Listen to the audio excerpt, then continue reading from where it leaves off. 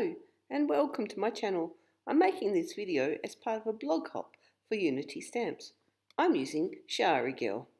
It wasn't a great start to my filming as I forgot to press record whilst I was stamping up this piece of cardstock.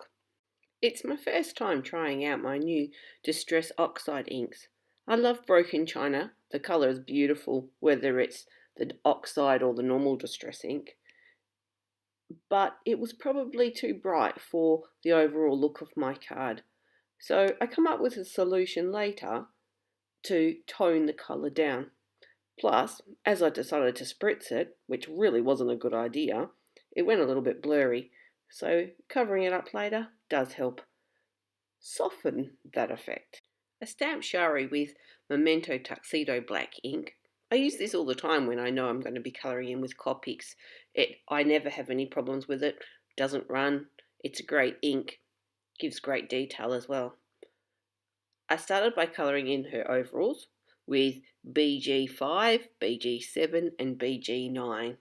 I'm not quite sure if I've got all the details correct or not. I try to think about when I wear jeans, where do I see creases in the material, and that's how I've tried to put definition into the Shari's overalls.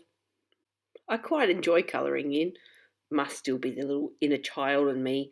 I must admit, even at work, I'm a primary school teacher, I love to colour in with the kids as well. I find it quite relaxing. Colouring in with Copics, do I do it the right way? I don't know. I always start with the lightest colour and then build up. I coloured in the shirt with RV10 and RV11, and for her hair I used E35, E37 and E29. I've tried to do it so it looks like her hair is wavy, that there are some darker parts and lighter parts to try and make that wave in her hair. For the cute little puppy dog, I'm using C3, C5 and C7. I used R24, R27 and R29 for the puppy's bandana, E00 and E02 for her skin, and G12 and G14 for the grass. Here's my great solution for toning down the Broken China colour. Piece of vellum out of my stash.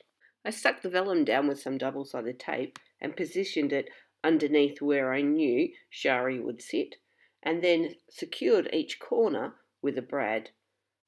I decided to mat the stamped image on some cardstock just to give her some definition from the vellum background, make her stand out a little bit. Plus it's such a pretty colour, who could resist using it? Recently on one of my scrapbooking layouts, I started making a mixed media background, but didn't like the end result of the texture paste and the sprays that I used. The colour was great, but the finish wasn't for the scrapbooking layout. Rather than waste the page, I punched random hearts out of it. I used some of them in that scrapbook layout, but I had a whole pile of them sitting on my desk for the last couple of days. And I thought, perfect opportunity. Decided to make a little border out of the hearts, about a third of the way up the card. Positioned the bigger ones at the back and the fatter, shorter hearts at the front. Cut one in half to add a bit extra on the right hand side and left it like that. Used some brads to secure them as well to the vellum, just for another, not really to secure them, but just for some detail.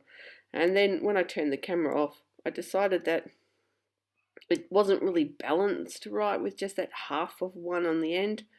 So before I turned the camera back on, I added some more. The Shari Girl stamp set comes with two sentiments. One is, life is better with a dog, and the other one is, whoever said diamonds are a girl's best friend never had a dog. And I did actually stamp that one up to use, but when I trimmed it down, it was just a little bit too large for that bottom left-hand section, where I'm just about to stick happy birthday.